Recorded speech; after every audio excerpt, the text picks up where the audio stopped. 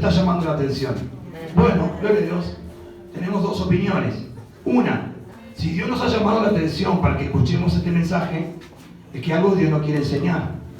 Pero cuando Él habla, obviamente que necesita de nosotros una acción. Es como que, bueno, a ver, le doy una espada a la pastora. ¿Para qué? Me va a matar si le doy la espada. Me manda con el Señor. Yo también me... Solo, Pedro, ¿qué querés? Yo solo me dije. Dios me ayude. Ay, Señor amado. ¿Viste que voy al pozo yo solo? Yo solo me voy al pozo. Aleluya. Sí, vamos a utilizar a otro hermano. No voy a decir al hermano Romino porque iba a decir los sacrifico a Adrián. Bueno. Le doy una espada a un hermano. Yo le doy una espada a un hermano. ¿Para qué le da la espada? La pregunta es, bueno, a ver, me dio la espada. ¿Para qué me dio la espada? Pienso. ¿Para qué se utiliza la espada? Una espada, va a decir alguien, bueno, se utiliza para cortar. Claro, sí, se puede utilizar para cortar. Pero una espada es un arma de defensa para contrarrestar los ataques o las embestidas del enemigo en contra de la palabra de Dios. Por eso dice la Biblia que la espada es la palabra de Dios. Dios nos ha dado la palabra, la espada, para que nos defendamos de los ataques de Satanás contra la Escritura. Amén. Entonces, nosotros debemos entender que ahora que estamos escuchando, Dios nos está dando esta espada y con ella debemos pelear. Debemos defendernos. ¿De quién? De lo que vamos a ver ahora que vienen. Falsos profetas, falsos maestros. Ahora vamos a aprender. Jesús comienza esta enseñanza directa al corazón del hombre y la mujer en el versículo 13, pero no se detiene ahí. Jesús continúa enseñando al hombre y la mujer, pero sigue la misma línea de pensamiento, como si Él supiera hacia dónde los quiere conducir. Jesús comenzó un tema sabiendo bien a dónde los iba a llevar. Jesús no se puso a hablar por hablar, a relatarle lo lindo, lo hermoso del reino de los cielos, no. Jesús quería revelarle al hombre y la mujer por la palabra, llevarlos como un hilo conductor a ese final que era el reino de los cielos. Pero también hacía saber de que si no escuchaban ese mensaje y tomaban una decisión contraria, el final iba a ser de condenación y de perdición. Jesús, siguiendo, gloria a Dios, una línea de pensamiento, usa una metáfora en el verso 24. Yo quiero que ahora usted se pare en el verso 24. Seguimos en Mateo 7, pero ahora en esta línea de pensamiento Jesús se detiene en el verso 24 y relata unas palabras. Esta metáfora es construir una casa sobre la arena, una casa que no podrá resistir el embate de la lluvia y del viento. Y acá es donde yo vuelvo a repetir, no podemos mantenernos neutrales ante el consejo de Dios.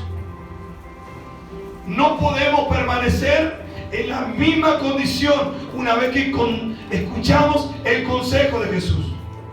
Si nosotros permanecemos en esa condición, Jesús empieza a relatar en el verso 24 cómo nos ve a usted y a mí. Cualquiera pues que me oye estas palabras, ¿qué palabras? Las que viene enseñando en el verso 13. Dos puertas, dos caminos. ¿Cómo es un camino? ¿Cómo es el otro? Y llega al verso 24 diciendo, cualquiera pues que me oye estas palabras, esas que acaba de relatar, y las hace, ¿cuántos hay aquí que las hace? Amén. Si las hace, dice, le compararé a un hombre prudente que edificó su casa sobre la roca. Descendió lluvia, vinieron ríos y soplaron viento y golpearon contra aquella casa. ¿Y qué pasó? No cayó, porque estaba fundada sobre la roca. Esta es la persona que luego de escuchar el consejo de Cristo, de entrar por la puerta estrecha, accede al consejo y toma la decisión y comienza a transitar. Ese es el hombre prudente. Pero también dice Jesús, pero cualquiera que me oye estas palabras y no las hace, como pregunté anterior, pregunto ahora, ¿cuántos hay de nosotros que escuchamos el consejo de Dios y no lo tomamos, no lo hacemos? ¿Qué pasa con eso? ¿Qué dice Jesús? Le compararé a un hombre insensato que edificó su casa sobre arena, y descendió lluvia y vinieron ríos y soplaron vientos y dieron con ímpetu contra aquella casa, y cayó, y fue grande su ruina. Jesús, luego de la enseñanza de la puerta, ahora va a una enseñanza de dos constructores: un constructor prudente y un constructor insensato, que oyendo la manera que tenía que edificar su casa para que resista los vientos, las tormentas, las precipitaciones, debía construirla sobre la roca. Si lo hacía, era una persona prudente. Pero dijo, cualquiera que oyendo esta palabra no tome el consejo, lo compararé con un constructor insensato, que habiendo tenido los planos que le di en la mano de cómo edificar su casa para que esté segura, siguió sus pensamientos y las intenciones de su corazón. Muchas veces usted y yo nos hemos encontrado en esa situación, donde tomar la palabra de Dios quizás para nosotros no es la mejor opción, porque muchas veces el ser humano es impulsado por los sentimientos y las emociones para tomar decisiones. Muchas veces pesa más nuestros sentimientos, nuestras emociones, el hacer nuestra voluntad que el hacer la voluntad de Dios. La voluntad de Dios demanda que muchas veces tú no estés de acuerdo con lo que Él pide o con lo que Él dice. Tú puedes tomar tu decisión, pero Él te compara conforme a tu decisión si eres un hombre prudente o un hombre insensato. Si a mí alguien me dice, mira, vas a construir tu casa, listo, fenómeno. ¿Quién va a vivir en esa casa? Mi esposa, mis hijos, voy a traer familiares, quizá venga mi suegra. Bueno, si viene la suegra, la edificamos sobre la arena. Cosa que cuando ella entre, la tormenta, ¡pam!, se fue la suegra. Santo Dios. Ah, no, eso no pasa. Está bien, solo el pastor Manuel. El arquitecto te diga, bueno, vas a construir la casa, listo, tú eres el constructor. Pero el arquitecto te da ¿qué? Los planos. Listo. ¿Querés una casa segura? ¿Querés una casa que resista? ¿Una casa que soporte? Listo. Estos son los planos. Y te da los planos. ¿Tú lo miras? Ah, dice, pero hay mucho gasto. Vamos a empezar a reducir. En vez de fierro del 10, le pongo uno del 4. En vez de el cemento, el mejor cemento, loma negra. No, usamos el Olcín. ¿Quién lo conoce? No, pero el cemento igual. ¿Qué estamos haciendo? Conforme a los planos, nosotros decidimos cómo construirlo. Nosotros a lo que Dios nos da como formato, le agregamos nuestras propias decisiones. Está bueno, Dios, me encantan tus planes, pero déjame que el constructor soy yo. Y nosotros calculando esos gastos, calculando todo ese proyecto, decimos, la voy a hacer de esta manera. La roca está muy cara. Mejor en la tierrita, en la arena. Insensato, te olvidaste que iban a venir tormentas y vientos y construiste tu casa conforme a cómo estaba tu corazón, o mejor dicho, a cómo eran tus pensamientos, y te olvidaste que Dios ya te había dado sus pensamientos, su palabra de lo que iba a venir. Y vinieron los vientos y vinieron las lluvias y esa casa se derrumbó y fue grande su ruina. ¿No le parece similar a aquel que tomó el camino ancho y espacioso? que decidió transitar, dale que va, está todo bien. Pero al final vinieron los vientos, vinieron las lluvias y su casa se derrumbó. Jesús sigue una línea de pensamientos desde el versículo 13 y llega al versículo 24 haciéndonos saber que aun cuando Él nos da el consejo de su palabra, muchas veces somos rebeldes.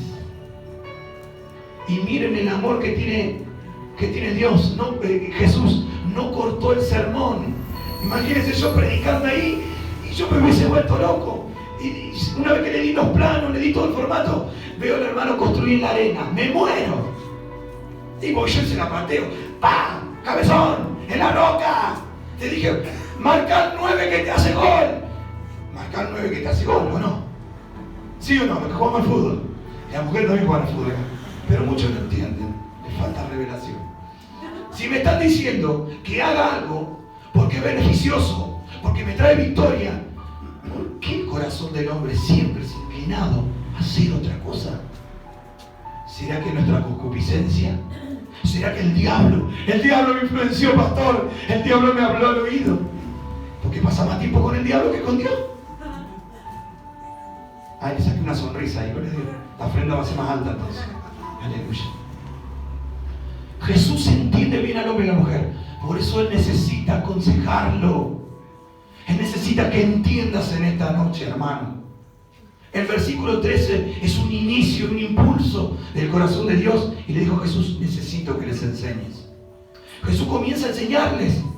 Pero Jesús, en su sabiduría, no puede obviar, llevarlos al verso 24 y decirle, cabezón, vas a construir, tú eres el constructor, pero si eres prudente, utilizarás los planos. Pero como yo sé que eres insensato, al plano le vas a hacer un bolsito, lo vas a tirar, lo vas a guardar, se va a llenar de tierra y te olvidaste. Y cuando venga el viento, la tormenta, la tempestad, vas a recordar que yo te dije que edificaras tu casa sobre la roca, pero ahí será tarde, porque la ruina, la destrucción, la perdición te habrá alcanzado. Ya no hay vuelta atrás una vez que uno edifica, porque tarde o temprano, cuando vengan los vientos, Dios te mostrará si has sido alguien prudente o alguien insensato. ¿Puedes darle un fuerte aplauso al Señor? Hágalo.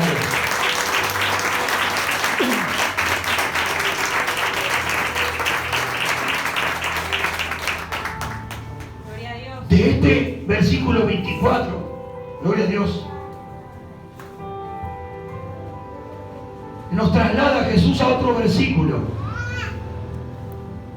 Esta palabra de Jesús sobre el hombre prudente e insensato detectan un problema en el hombre y la mujer. Y este problema que Jesús relata de ser prudente e insensato, Jesús lo descubre en el verso 15. Volvamos atrás. Fuimos del 13 al 24. Pero ¿cómo llega Cristo al 24? Pasando por el versículo 13, donde Él detecta un problema en ti y en mí. Amén. Y ahora vamos a pararnos ahí, en el 15. Mire lo que dice: guardaos de los falsos profetas que vienen a vosotros con vestidos de ovejas, pero por dentro son lobos rapaces. Por sus frutos los conoceréis. ¿Acaso se recogen uvas de los espinos o higos de los abrojos? Así todo buen árbol da buenos frutos, pero el árbol malo da frutos malos. No puede el buen árbol dar malos frutos, ni el árbol malo dar frutos buenos. Todo árbol que no da buen fruto es cortado y echado al fuego. Así que por su fruto los conoceré. Jesús no obvia el versículo 15, sino que estaba plasmado. Pero rápidamente la enseñanza nos lleva al 24 para demostrarnos que en nuestra decisión se encuentra un fruto. Si somos insensatos, o prudente? Cuando tú tomas una decisión, estás demostrando si has sido prudente o si has sido un insensato. Si tomaste el consejo, serás un hombre prudente. Pero si lo has desechado, serás un hombre insensato. Y el Señor en el verso 15 nos dice: ¿a quiénes les pasa esas cosas? ¿A qué tipo de personas le sucede esto de ser prudente e insensato? A las personas que identifica en el verso 15, diciendo: guardaos de los falsos profetas que vienen a vosotros con vestido de oveja, con una apariencia. Vienen a la iglesia, pero sus decisiones son contrarias a la palabra. Son como vestidos de ovejas, pero la verdad en eso es que son lobos rapaces. Todo este hilo conductor de esta enseñanza de Cristo termina en el Señor, a donde vamos a llegar y donde va a haber luz en nuestro entendimiento. En estas palabras del verso 15, Jesús detecta un problema grande en el hombre y la mujer, dos grandes peligros. Debemos evitar, uno, el ser un falso profesante, y el otro peligro, el del autoengaño. Jesús, cuando llega al verso 24 diciendo de hombre prudente y sensato, nos trae el verso 15 donde dice: a las personas que le pasa esas cosas son a los falsos profesantes, a las personas que se autoengañan. No, yo voy a ser salvo. ¿Por qué? Porque voy a la iglesia, pero sigue viviendo una vida de pecado. Entonces se autoengaña. Otro, como dice, cuidado de los falsos profetas. Jesús los identifica como falsos, pero ellos creían que eran profetas de Dios. En el Nuevo Testamento sabemos la enseñanza de ser profeta, es ser un predicador, porque el profeta es el portador de la voz de Dios. Amén. Somos nosotros hoy en día esos profetas, esos predicadores, portavoces de Dios. ¿Por qué aclaro esto? Porque muchos creen que profeta es la persona que anda haciendo adivinación. Amén. O la persona que dice: así dice el Señor, veo una Ferrari roja parada en tu puerta. Amén. Ojalá, sí. Tengo la traf y se me cae a pedazos. Pero tengo fe, ¿eh? Por lo menos de rojo la voy a pintar. Eso es lo que tenemos que entender, la diferencia. Hay muchos, se dicen ser profetas, pero son falsos, están fuera de la palabra. Entonces Jesús identifica un peligro en el hombre y la mujer y nos evita, y nos quiere evitar, y Él va a seguir evitando siempre por la palabra que nosotros caigamos en esas dos identidades, ese peligro que el hombre y la mujer tienen: el ser un falso profesante y en el autoengaño que muchas veces nosotros mismos caemos. ¿Y a dónde nos lleva este versículo? Vamos al 21 y 23. Y ahora sí llegamos al mensaje central, al cual titulé: tus pensamientos y los pensamientos de Dios no son iguales. Amén. En Mateo 7, 21-23, Jesús concluye con una enseñanza profunda en el día del juicio, en el día final, en aquel día donde estaremos delante de Dios, usted y yo. No escaparemos de ese día. Tanto usted como el pastor estaremos delante del Señor. No habrá títulos, no habrá sermones que puedan impresionar el corazón de Dios. No habrá manera de que nosotros ahí queramos negociar con Dios. Cuando llegue ese momento no habrá tiempo, solo se escuchará un veredicto. Fíjese lo que tiene por título. ¿Qué dice ahí? Desde el versículo 13 hasta este versículo, Jesús ha pasado una y otra vez por enseñanza, una tras otra, una tras otra, una tras otra. ¿Para qué? Para evitar que llegue el día y te diga: nunca te conocí. Jesús atacó con sus enseñanzas directas al corazón tuyo y mío, para evitarnos que en aquel día Él nos diga: nunca os conocí. Y en la enseñanza de ser prudente o insensato, conforme a la decisión que tomes de entrar por una puerta u otra, Él te dice, habiéndote enseñado todo lo que te enseñé, tú no puedes caer en condenación. Tú no puedes perderte. Tú no puedes escuchar este veredicto que vamos a relatar ahora, porque tú no puedes decir que yo no te enseñé. Sí pueden decirlo un grupo que detectamos en el verso 15, que son árbol malo y quieren dar buenos frutos. No existe. Como tampoco un árbol bueno puede dar buenos frutos. Eso no existe. Si eres prudente, edificarás tu casa en la roca. Y si eres insensato, seguirás tus pensamientos y ahí te irás. Y al final de este camino sabremos qué casa resistió los vientos, la tormenta y las tempestades. A ti no te puede pasar eso, decía Jesús.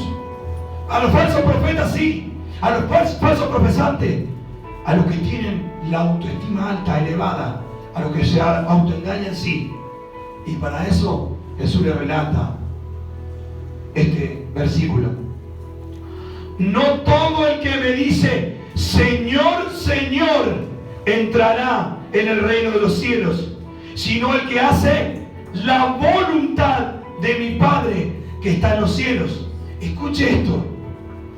Muchos me dirán en aquel día, Señor, Señor. ¿Cuántos? ¿Pocos?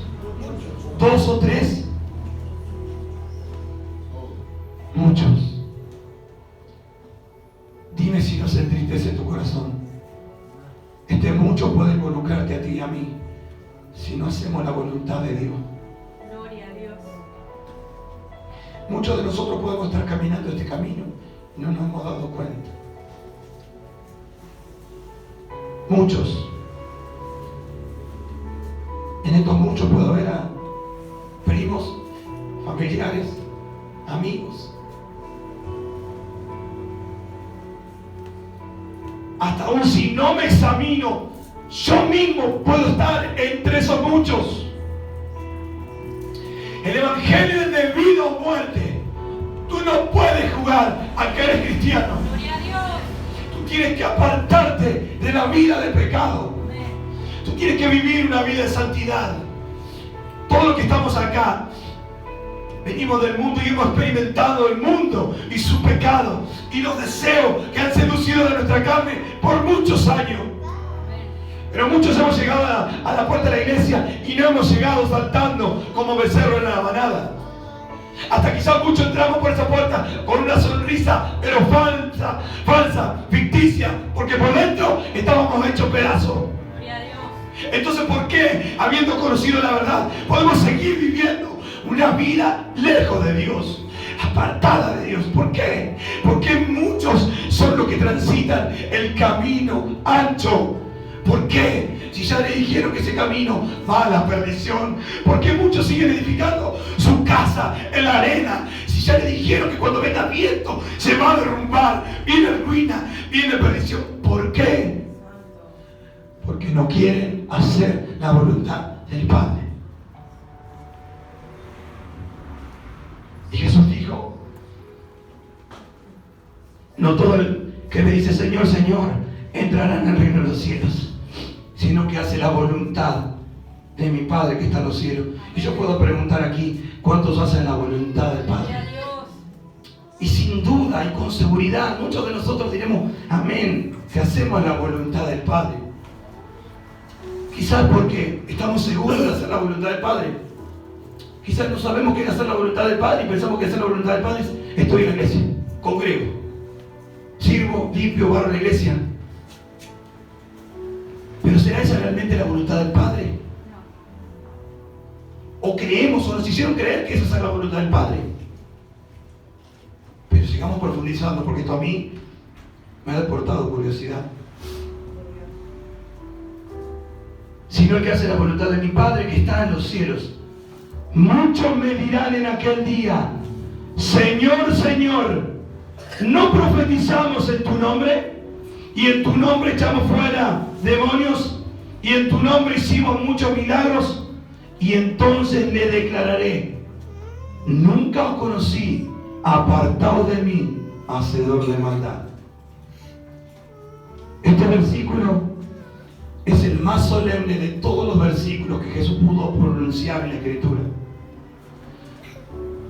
No hay otro versículo tan fuerte y tan impactante y que golpee la humanidad del hombre como estas palabras: apartaos de mí, hacedor de maldad, nunca te conocí.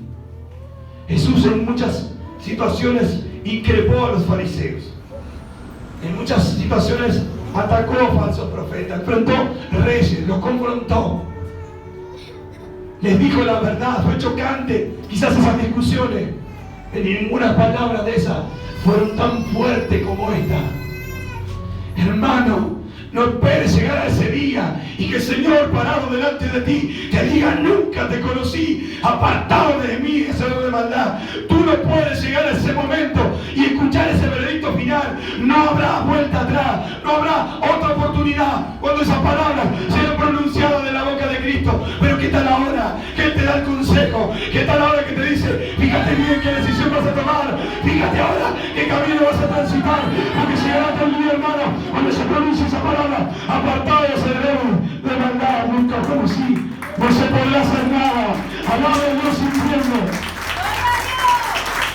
No alabe este mensaje, no alabe esta predicación, alabe porque entiende. Hermano, yo entiendo el peso que tiene para mí el predicar. El día de mañana hasta Dios puede decir: pero yo puse en el corazón del pastor ese mensaje y no quisiste escuchar. Y desde mí hasta usted, hasta el último, estaremos bajo esta palabra. Y no por ser pastor ya estoy evitándome esa palabra. No, soy el primero que le van a pedir cuenta. Que Dios me libre de escuchar de su boca que nunca me conoció. Que cuando Él me vea en el altar pueda conocerme. Que cuando me vea en mi cuarto orando pueda conocerme. Que cuando me vea sola con mi hermano hablando pueda conocerme. Que cuando Él me vea en cualquier lugar me diga: yo conozco a mi hijo, yo conozco a mi siervo. ¿Qué tal tú? Gloria a Dios. ¿Qué tal tú? Que Dios te diga: yo lo conozco. Yo conozco a Susana, yo conozco a Alexander, yo conozco. Son mis hijos, míos. Los compré con sangre. Gloria a Dios. ¿Qué tal que Dios te diga eso? Pero qué triste, hermano, que te presente delante de Él y que le diga: yo profeticé, yo coordiné, yo prediqué, yo te limpié la iglesia. Pero Él te diga: nunca te conocí, apartado de mí, hacedor de maldad. Hace pastorita.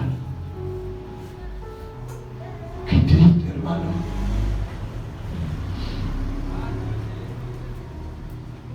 Vamos a examinar esta palabra, es tremenda. En Mateo 7, 21, 23 encontramos este veredicto terrible. Terrible, Dios nos libre. En estos versículos escuchamos ese terrible veredicto de Jesús para aquel día: apartado de mí, hacedor de maldad. Estas palabras serán pronunciadas en el día del juicio final. El juicio final es cuando Jesús dice aquel día. Cuando dice en aquel día, muchos me dirán: está hablando del día del juicio final. Amén. Cuando Él tenga que darnos un veredicto. ¿Se acuerdan que enseñé hace poco? Los de la derecha y los de la izquierda. ¿Se acuerdan? Amén. Gloria a Dios. Perdonen.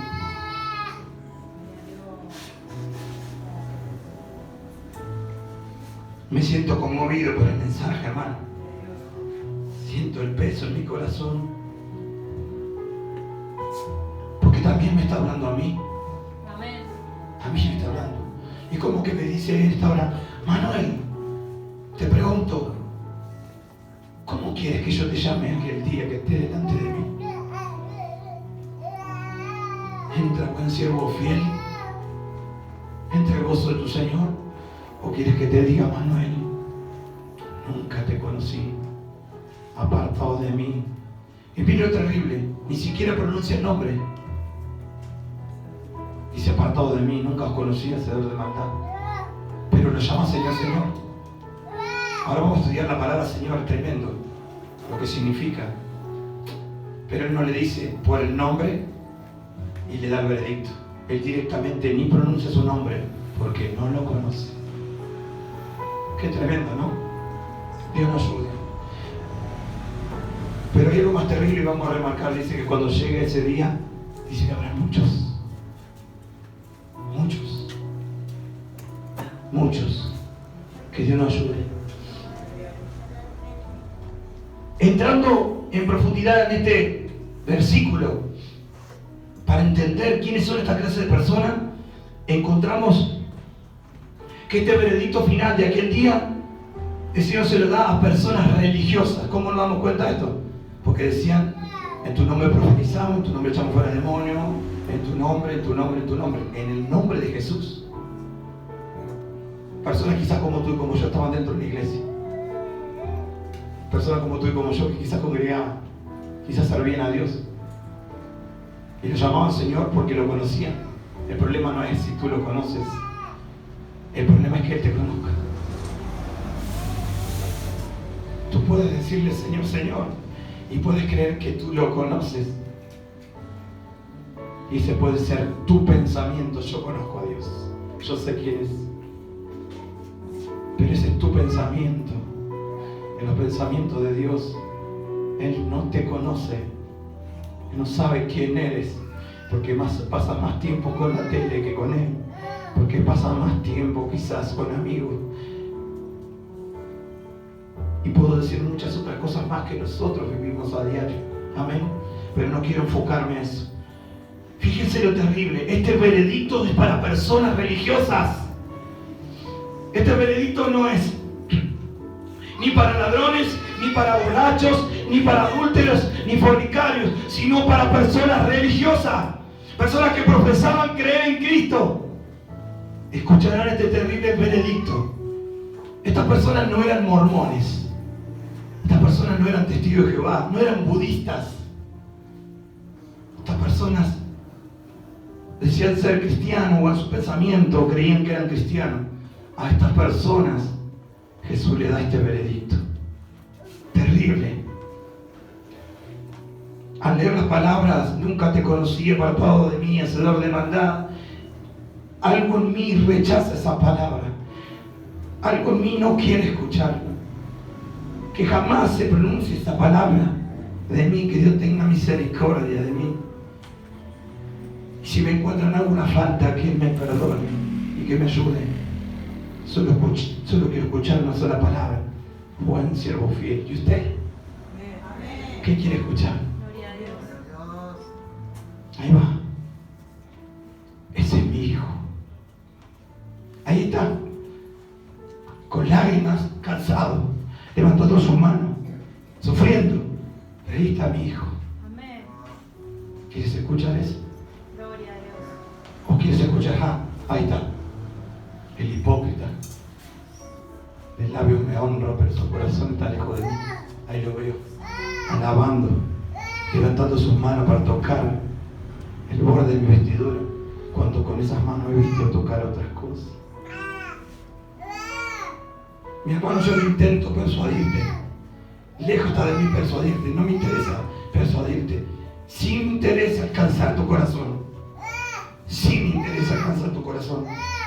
Que esta palabra quede grabada en tu corazón, que penetre en tu corazón. Eso sí lo intento.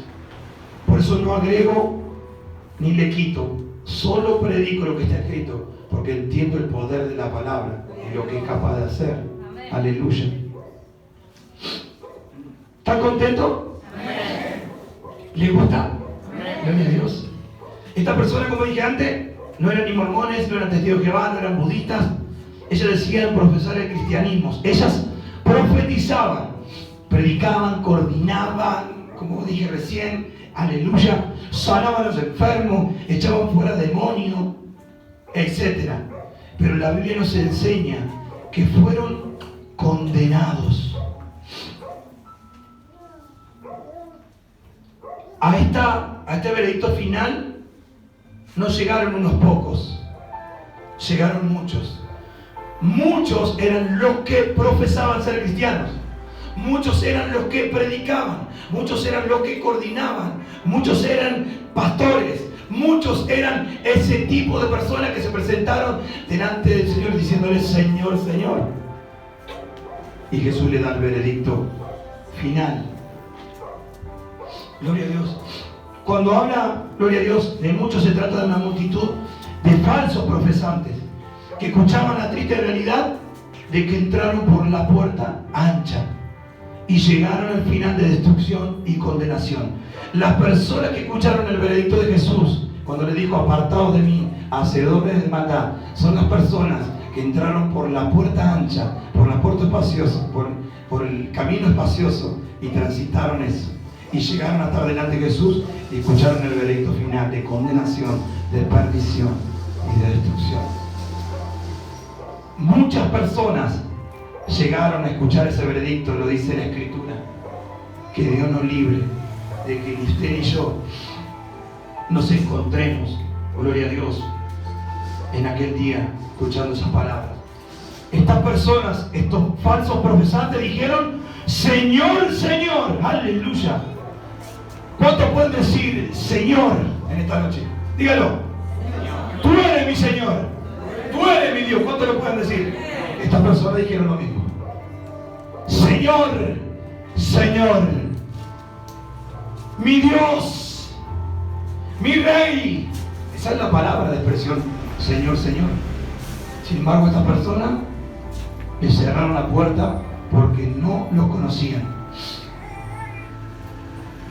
Luego de yo ver este veredicto, ver la expresión de esta multitud de falsos profesantes diciendo Señor, Señor, me surge una pregunta: ¿cómo puede ser posible que una persona se engañe a sí misma durante toda una vida?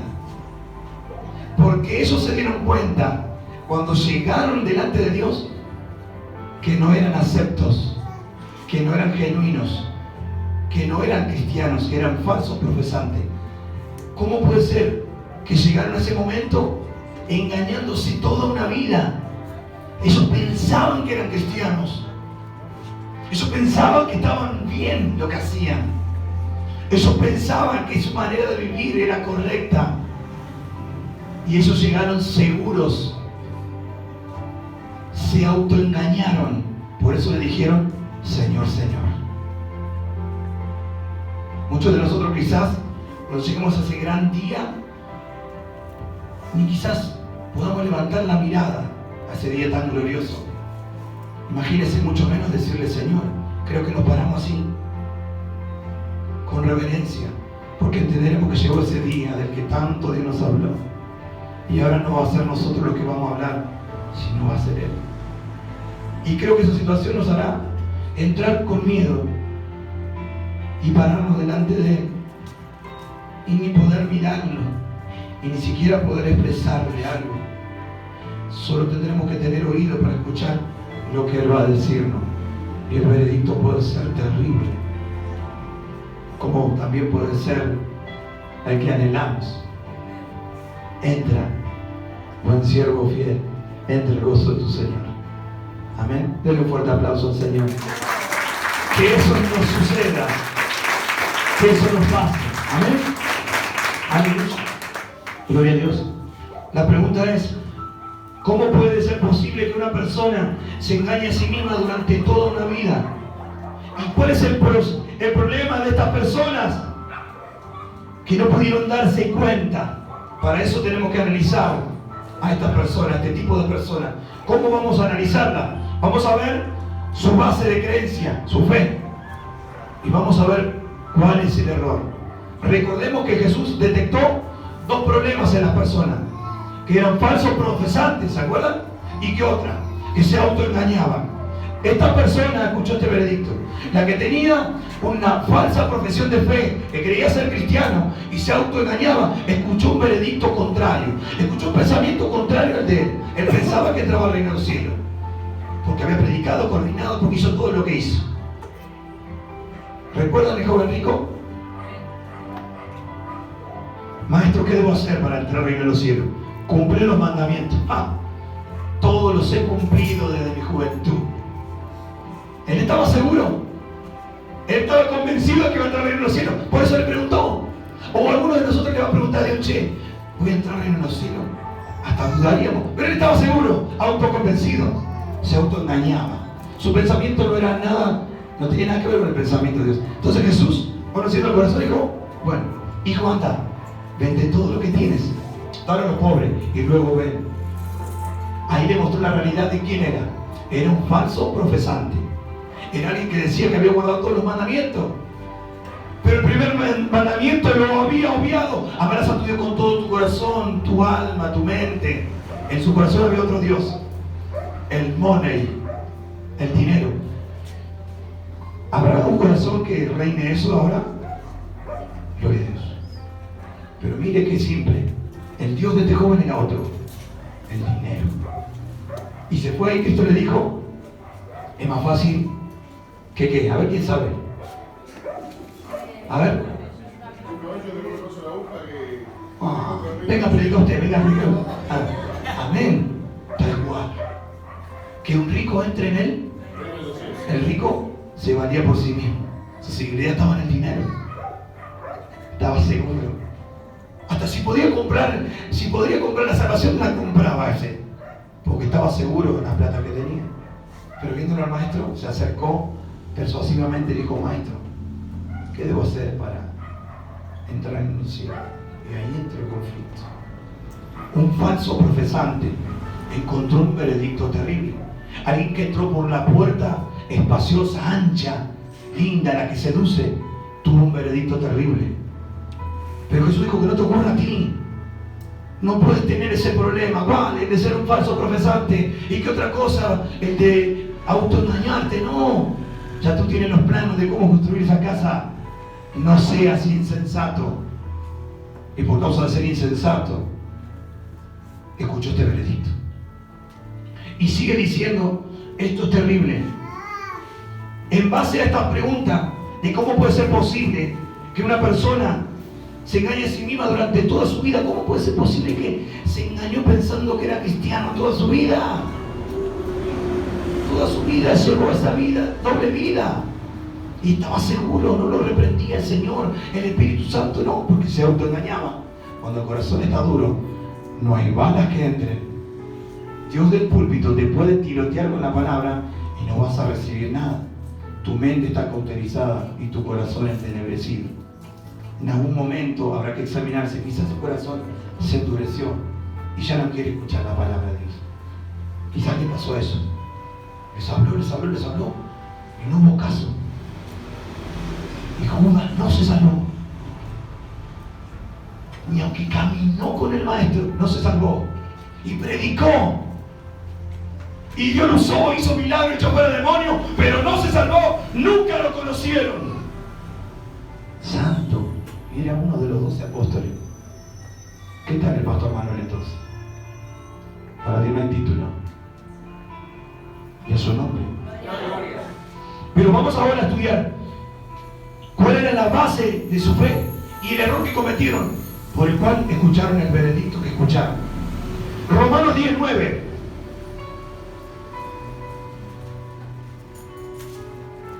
Ellos dijeron, Señor, Señor. Vamos a estudiar esa palabra. Romanos 10:9. ¿Lo encontró? Mire lo que dice la palabra del Señor, Romanos 10:9. Que si confesares con tu boca que Jesús es el Señor y creyeres en tu corazón que Dios le levantó de los muertos, serás salvo. Si confesares con tu boca que Jesús es el Señor y creyeres con todo tu corazón que Dios le levantó de los muertos, serás salvo. Estas personas cumplían con ese requisito. Nadie llama Señor, Señor si no le es dado por el Espíritu Santo. Ellos llamaban Señor, Señor porque el Espíritu Santo les reveló quién era Jesús. Era el Señor. Era el Dios encarnado. Entonces por eso lo llamaban Señor. Ellos lo conocieron. Pero el problema no es que lo conozcas. El problema es que te conozcan y a su nombre. Entonces vemos que en la confesión de fe, la Biblia nos enseña que si confesares con tu boca que Jesús es el Señor, serás salvo. Estos confesaron que Jesús era el Señor. ¿Y qué pasó? Fueron condenados. Entonces la palabra de Dios es contradictoria. Porque ellos confesaron que Jesús era el Señor. ¿Por qué el veredicto fue contrario?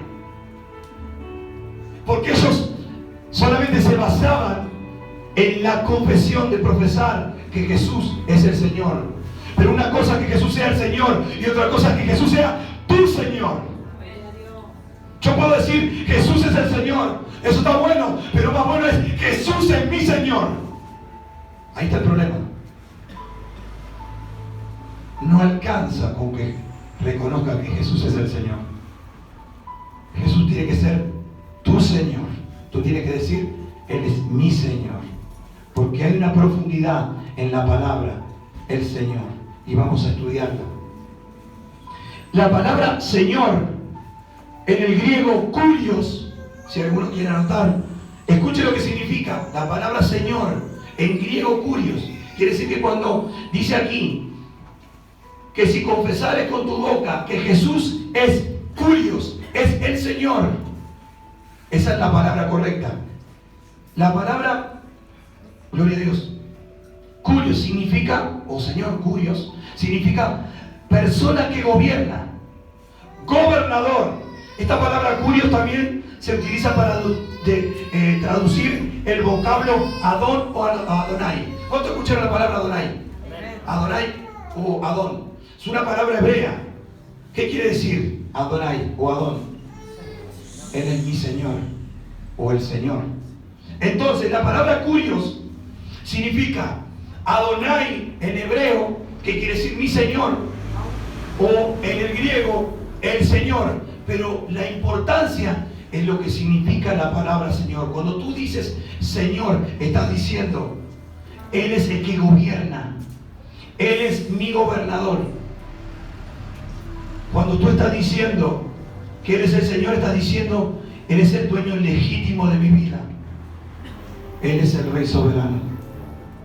Estas personas dijeron Señor, Señor. Estaban diciendo Él es el que gobierna mi vida, eres mi Rey legítimo, eres mi Rey soberano.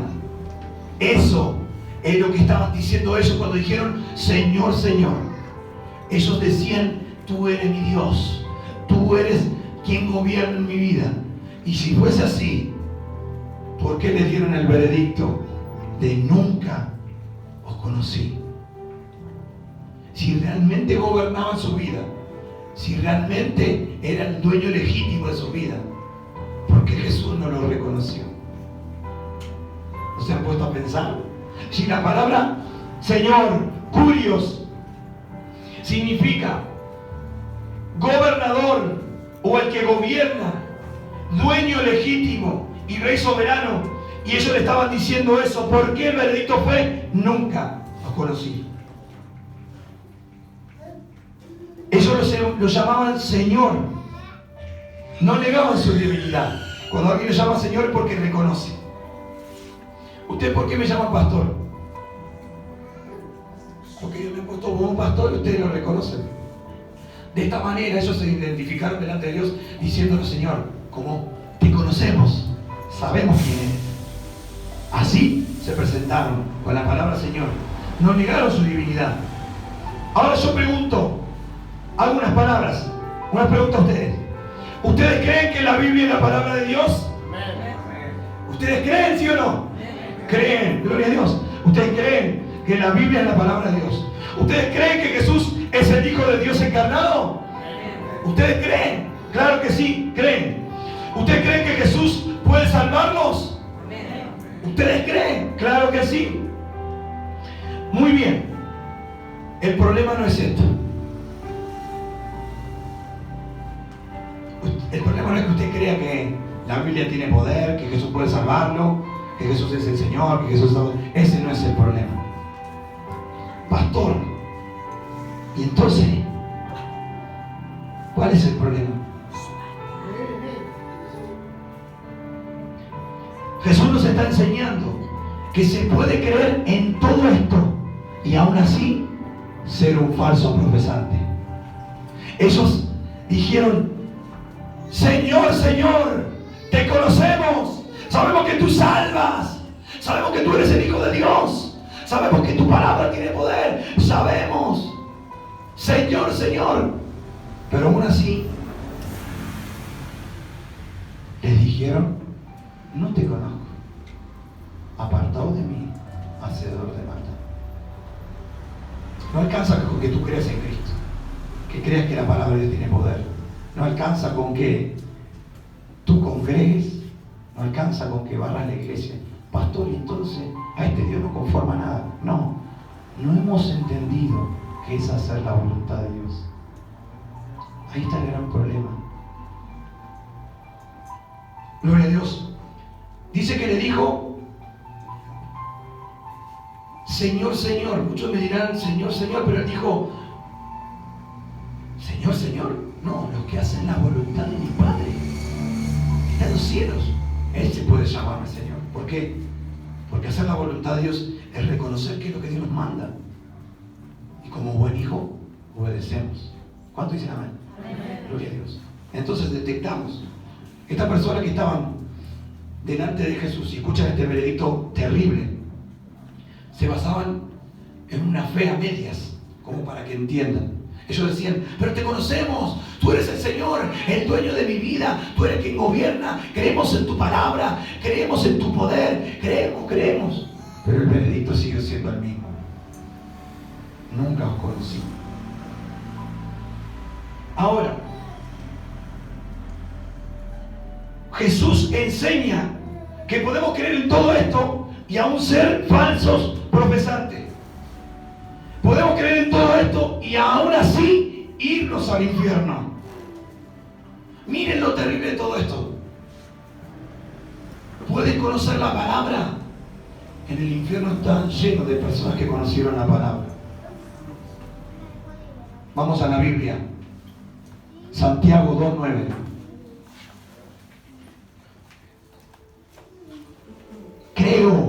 Creo, Señor.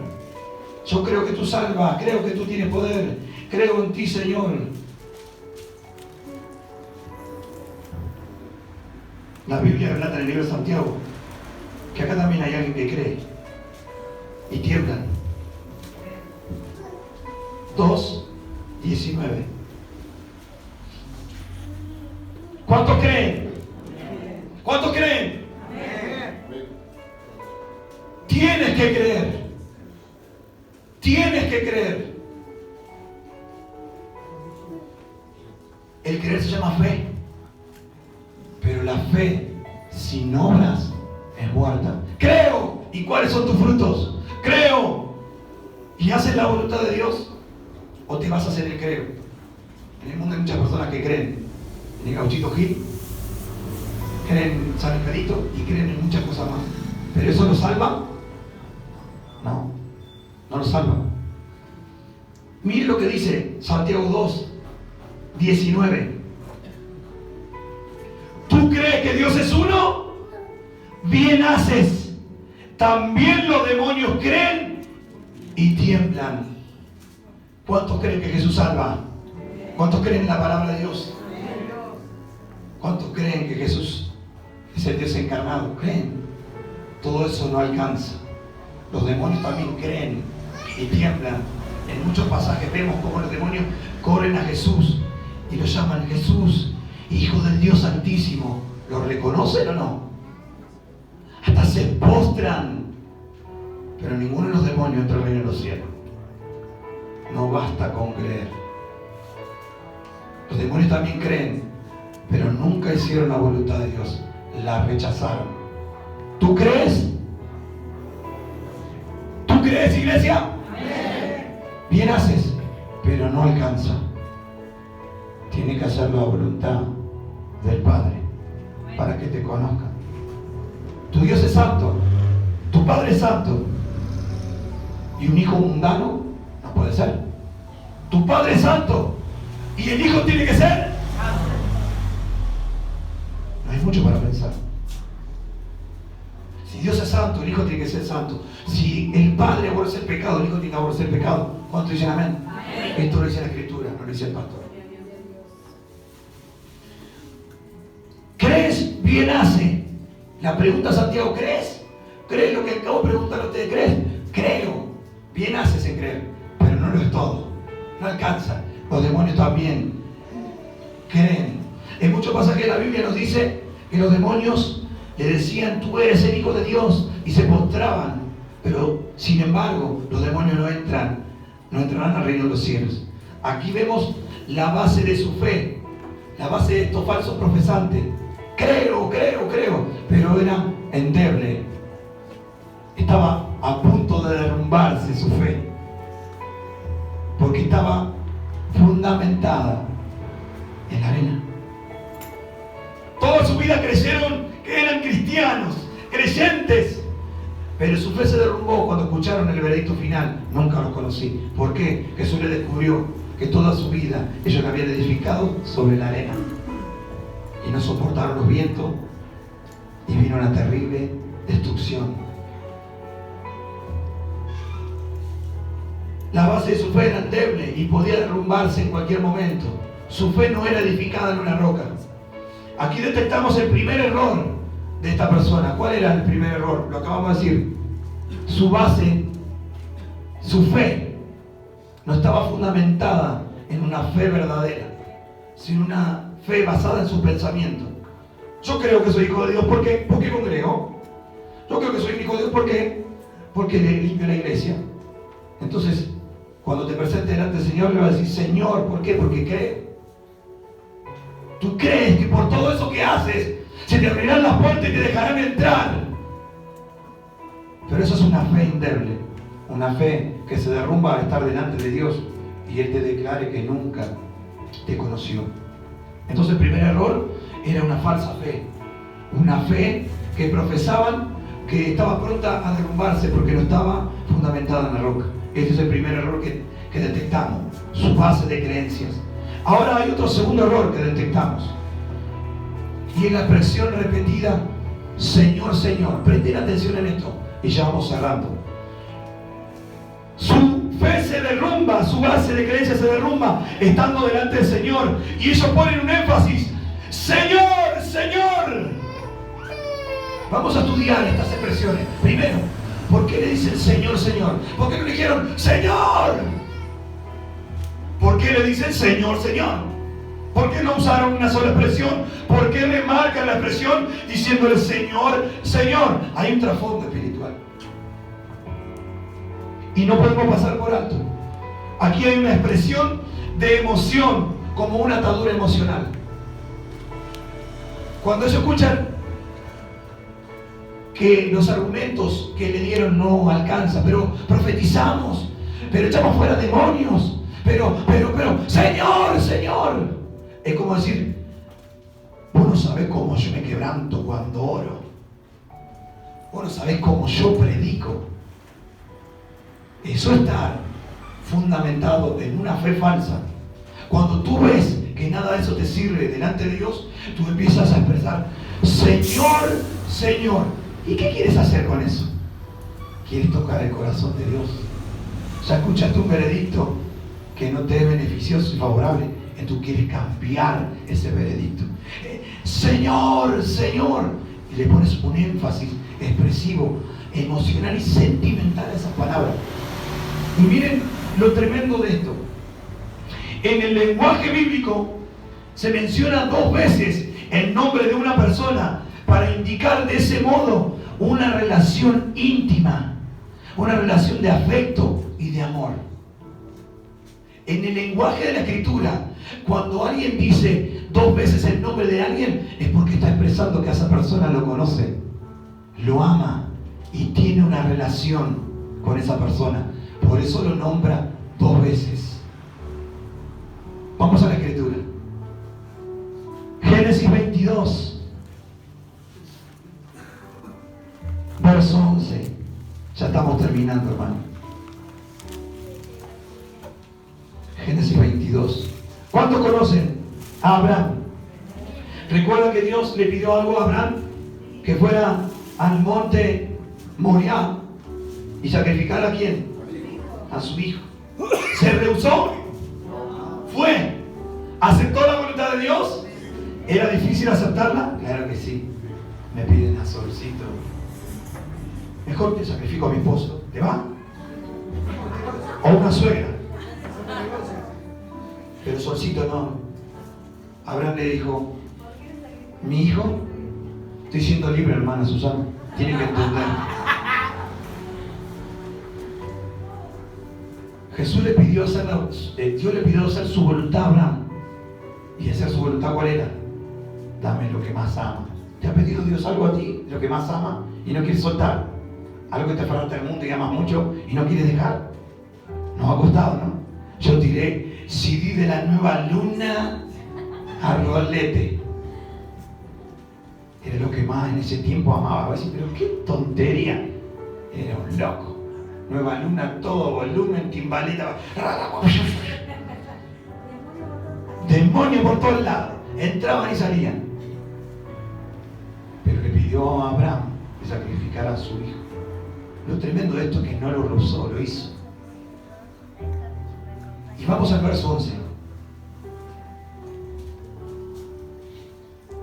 Génesis 22, verso 11. Entonces el ángel de Jehová dio voces del cielo y dijo, Abraham, Abraham. Y él respondió, el ángel de Jehová es Jesús. Y lo llama Abraham, Abraham. ¿Por qué? Porque tiene una relación con él. Tenía una relación íntima con él. Porque lo conocía. Porque sabía que le pidiera lo que le pidiera, le iba a hacer. ¿Y tú? ¿Puedes llamarte a Dios de esa manera? Sabiendo que tú no vas a rehusarte, sea lo que te pida, aun sea tu propia vida. El ángel de Jehová, Jesús, lo llamó, viendo que estaba a punto de matar a su hijo. Ya no había más nada que probar. Dios dijo, Él me ama de verdad. Abraham me ama de verdad. Está dispuesto a matar a su hijo. No me lo niega. A ese que se lo di en su vejez. Y con las palabras que pronuncia, le hace saber lo que mi hermano acaba de decir. Que había una relación. Y le dijo, Abraham, Abraham. ¿Y cómo respondió Abraham? Heme aquí. Cuando Dios te llama, tú respondes con heme aquí. Porque el heme aquí, importa lo que me pidas, aquí estoy. Eso habla de una relación. Eso habla de amor. Eso habla de conocer a uno al otro. Jesús conocía a Abraham, por eso dijo, Abraham, Abraham. Ya está. Ya vi lo que quería ver. Ya sé quién eres, Abraham, Abraham. No era el único versículo. Vamos al 46:2. Traje un poco de Biblia, no sé si le gusta. 46:2. Porque a veces si no tenemos más evidencia decimos, esto queda solamente en un versículo bíblico, no puede ser doctrina. Pero mire el 46:2. Habló Dios a Israel en visiones de noche. Israel, ¿saben quién era, no? Amén. Israel era Jacob. Pero Dios le da un nombre nuevo luego de haber luchado con aquel ángel que obtiene la bendición. Ya no te llamarás más Jacob. Jacob no me gusta, es tramposo, engañador. Mejor te pongo Israel. Pero cuando lo llama, mire lo que dice. Y habló Dios a Israel en visiones de noche y dijo, Jacob, Jacob. Y él respondió, heme aquí. Él no dijo Israel, Israel. Israel era alguien nuevo. Pero Dios redobló la apuesta y dijo, yo no te llamo por la nueva criatura que eres. Yo aún te conozco desde antes que llegaras a mi camino. Y le dijo, Jacob, Jacob, te conozco. Sé quién eres, porque tengo relación contigo. ¿Puede decir eso Dios de ti? Vamos a Éxodo 3:4. Quizás conocen a un tal Moisés. Este era un tartamudo, pastor. ¿Recuerdan cuando se encontraba Moisés escapando? Andaba por los montes ahí, escondiéndose de ese llamado. Dijo, no, me van a matar. Faraón me está buscando porque maté a un soldado. Quería huir. Pudo huir de Faraón, pudo huir de los soldados, pero no pudo huir de alguien. ¿Quién será? Éxodo 3, versículo 4. Viendo Jehová que él iba a ver, lo llamó Dios de en medio de una zarza y dijo, Moisés, Moisés. Y él respondió. ¿Se da cuenta? Que en todos los textos que hemos relatado, cuando Dios llama 2 veces por el nombre a alguien, responden, heme aquí. ¿Qué tal tú? Que Dios te viene llamando y solo tú quieres huir. Que tú le dices a todos que conoces a Dios, pero no lo sigues. ¿Qué tal tú? Que dice Jesús es el Señor. Sí, el Señor de otro, pero no es tu Señor. Aquí a Moisés le dijo, Moisés, Moisés, con palabras dulces, tremendas, hermosas. Samuel 3:10. Esto me impresionó. 1 Samuel 3:10.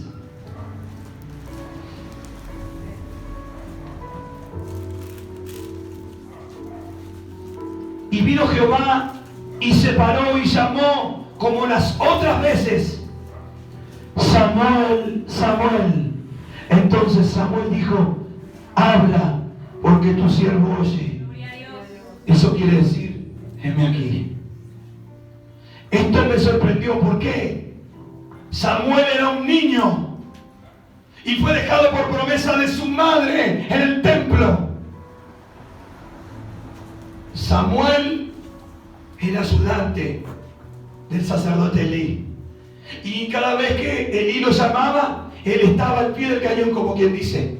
Ahora el que lo llama es otro. Pero Samuel no conocía a Dios. Pero miren lo que dice, que en el sueño lo llama y le dice, Samuel, Samuel. Y Samuel, sin conocerlo, se levantaba y corría. ¿A quién? A su Señor. ¿Y quién era su Señor? Elí, porque a él le servía. Y fue 1 vez, 2 veces, 4 veces. Pero Elí entendiendo, dijo, pero yo no te estoy llamando. Ah, ya sé quién es el que te está llamando.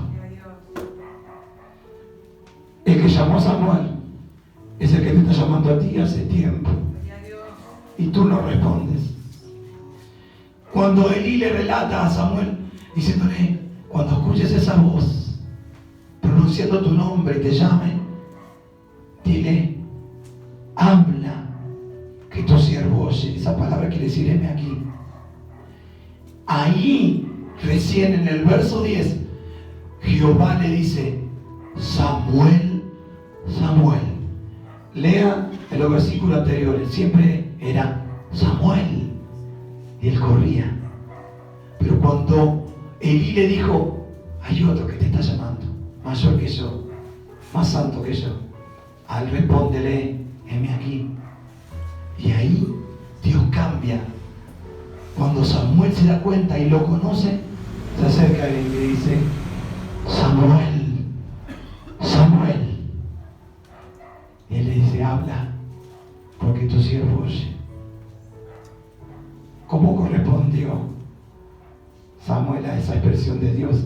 Diciéndole, te conozco, te veo en el templo hace mucho tiempo, desde niño. Te veo cómo trabajas, cómo sirves, te conozco. Samuel, Samuel.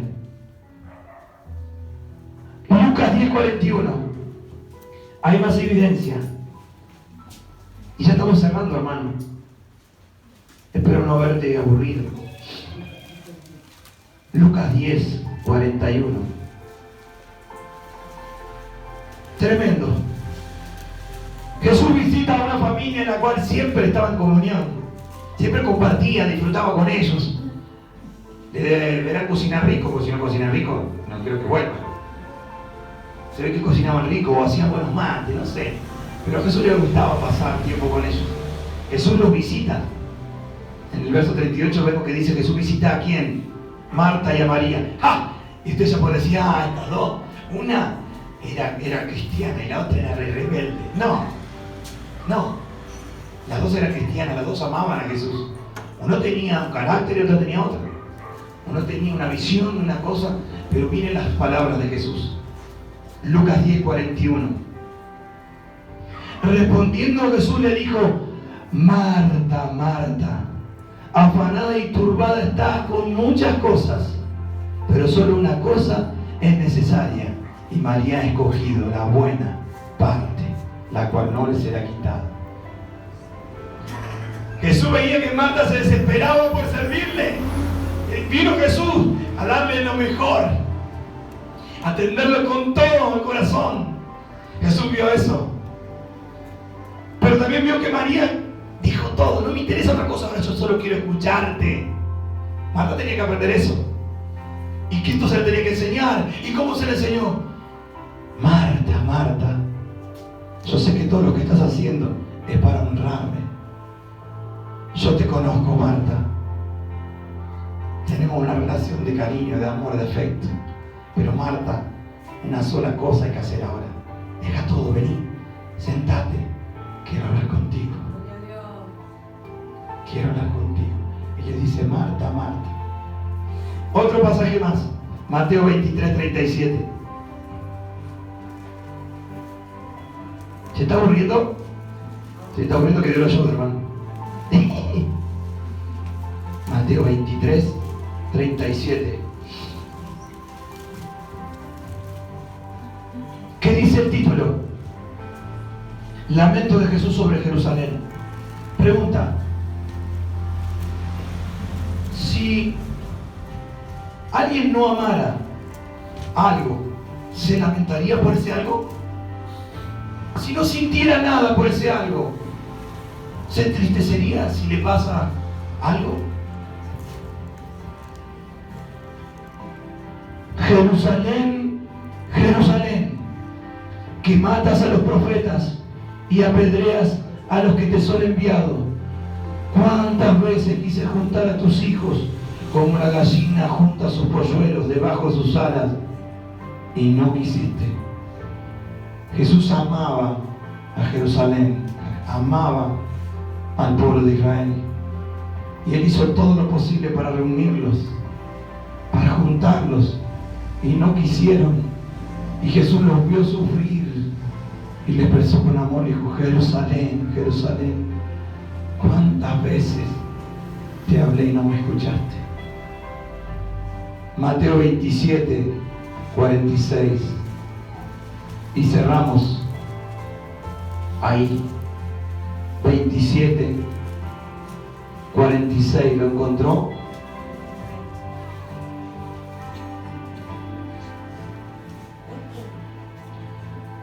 Cerca de la hora novena, Jesús clamó a gran voz, diciendo: Elí, Elí, lama sabactani. Esto es: Dios mío, ¿por qué me has desamparado? Dios mío, ¿por qué me has desamparado? Estas repeticiones son clara expresión de sentimientos de intimidad, de amistad, de una relación de amor. De la misma manera, estas personas que fueron condenadas decían tener una relación con Dios, una amistad, pero Él les dijo: nunca os conocí, no entraron al reino de los cielos.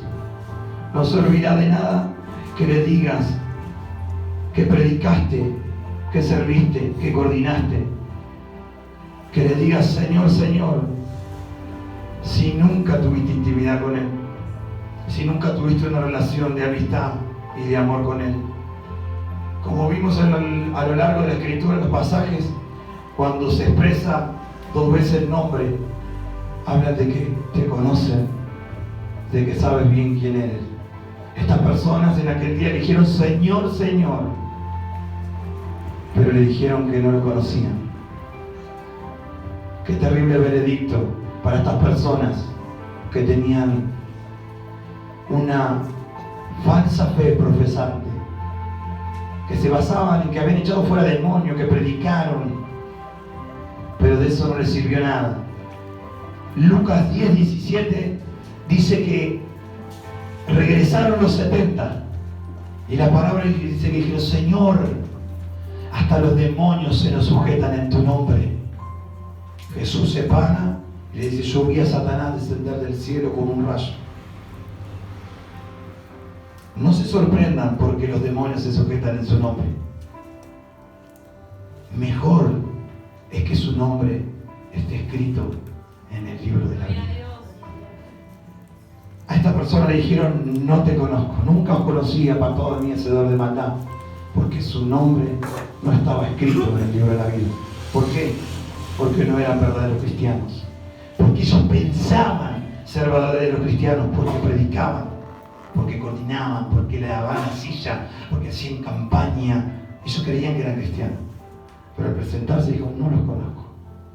Aunque ellos le dijeran: Señor, Señor, dando a entender que tuvieron relación con Él, que había una amistad, que había amor, dijo: no te conozco. Quizás en esta noche muchos de nosotros estemos descansando en una fe falsa, de que por todo lo que hacemos estamos bien, somos cristianos, pero nada de lo que ellos hicieron les alcanzó y escucharon ese veredicto igual. Y para evitarse ese veredicto, Jesús le dijo: una sola cosa tienen que hacer: la voluntad de mi Padre que está en los cielos. Lucas 6:46, y ahí sí cerramos.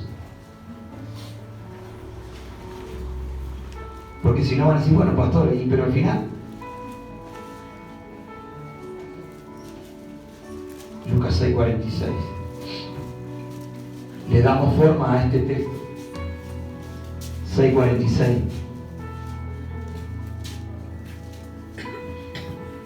¿Por qué me llamas Señor, Señor, y no hace lo que yo digo?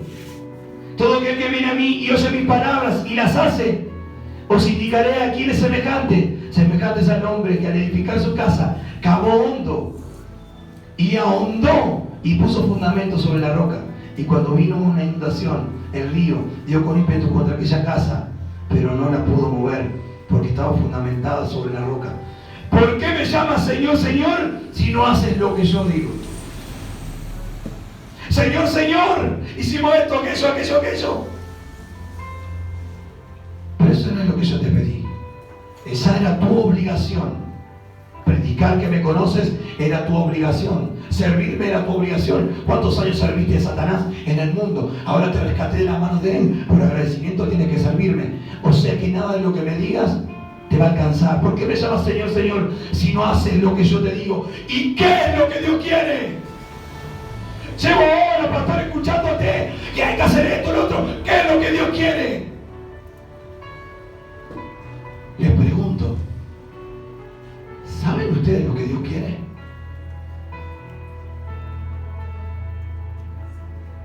Ah, pastor, hacer su voluntad. Amén. ¿Saben qué es hacer su voluntad? Pastor, usted está muy preguntado, ¿eh? Me está trayendo problemas, Mejor cerramos con 3 glorias de Dios y nos vamos a casa, pastor. ¿Qué le parece? Estuvo muy buena la predica y todo, pero no entiendo más nada, pastor. Primera de Juan 2:3. Dije que era el último texto, pero si lo cierro ahí,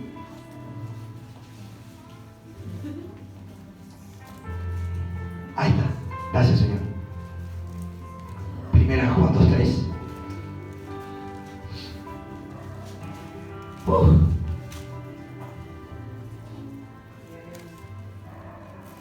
Y en esto sabemos que nosotros le conocemos si guardamos su mandamiento. El que dice yo le conozco y no guarda su mandamiento, el tal es mentiroso y la verdad no está en él. Pero el que guarda su palabra, en este verdaderamente el amor de Dios sea perfeccionado. Por esto sabemos que estamos en él. El que dice que permanece en él debe andar como él anduvo.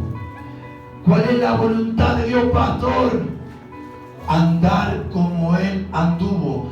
guardar su mandamiento, aborrecer el pecado, vivir una vida de santidad. Si tú no haces esto, puedes decirte cristiano, pero aquel día cuando te presentes delante de Dios, Él te dirá: no te conocí. ¿Cómo puedes tú decirme que yo te conozco si yo te vi en el pecado? ¿Cómo puedes decirme que yo te conozco si tú anduviste más lejos de mí que conmigo?